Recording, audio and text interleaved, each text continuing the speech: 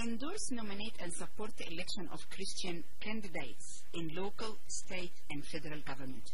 You don't feel that we have representation in the local, state, or federal government at the moment? We have a lot of very good men and women, Christian men and women, and some that even don't profess to be Christians but have good Christian values in Parliament. But the majority of them, almost exclusively, are in one of the major parties, either Labor or Liberal. And so their ability to defend the Christian values is determined a lot by the party policy.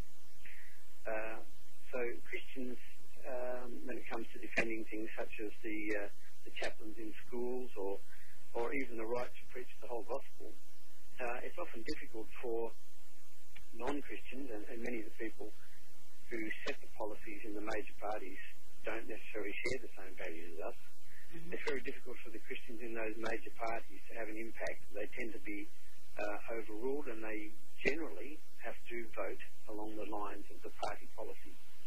So that's why it's important we have a Christian party where all the Christian representatives are free to vote with their Christian conscience and not be overridden by party policies. Right, right. I guess you've touched on a very fundamental point, which is teaching religion in schools. That it used to be RA, religion education, and then it went into something else and something else, and it's a bit of a merry-go-round at the moment. Yes, it is, and it's sad that when I went to school back in the 60s, we had an hour of religious education every week, and I don't think it did anybody any harm, but the powers that be, and as I mentioned, the people in the major parties felt that was inappropriate.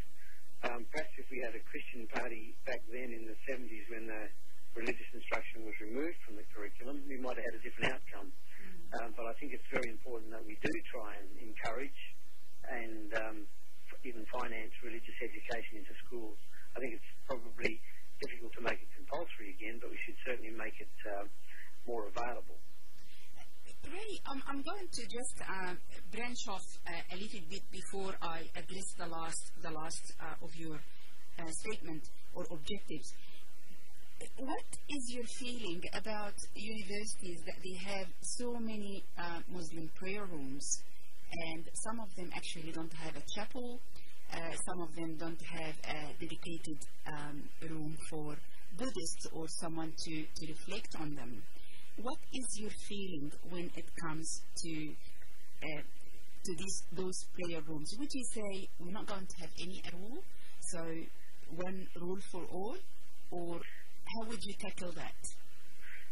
I think it should be one rule for all. I think there should be a facility in public universities and other areas for prayer and meditation and even for worship. But I think it needs to be one that's available to all. I think once we start having one for Muslims and then another one for Christians, we might have to have one for the Catholics and one for the Baptists, and then we need one for the Buddhists. It just gets ridiculous. We're all Australians. We can all share the same chapel, surely. We can all share the same ground for our worship. So I think it's probably a step too far to provide facilities for such a small minority, where Muslims make up such a small minority of the population, to provide them with an exclusive area of their own. I think is divisive in our society. We need to be more united and be together as all Australians. So I wouldn't be in favour of the Muslim-only prayer rooms. If I ask you a question, would you be loyal to Australia first or to Christ first? Are you Australian Christian or are you Christian Australian? That's a very good question. I think I'd have to say I'm a Christian Australian. Okay. The only reason is that I guess from my point of view, I like to see my loyalty going to the country that I was born in or the country that is feeding me. But it's really amazing how everybody responds to that. And my last question, and I promise that's my last question, your last objective is to advance the glory of God through the institution of Parliament. Could you please explain that to the listeners, please? Yeah, well, I think we advance the glory of God whenever we uphold the values that He has instilled in our society.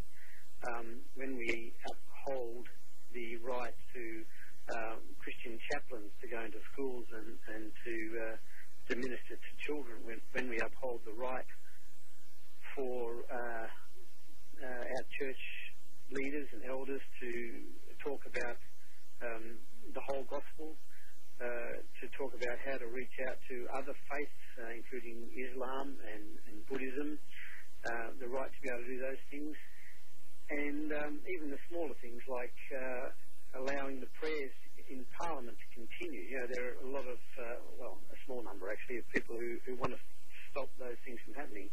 I think just by ensuring that we continue those things, we are advancing the glory of God.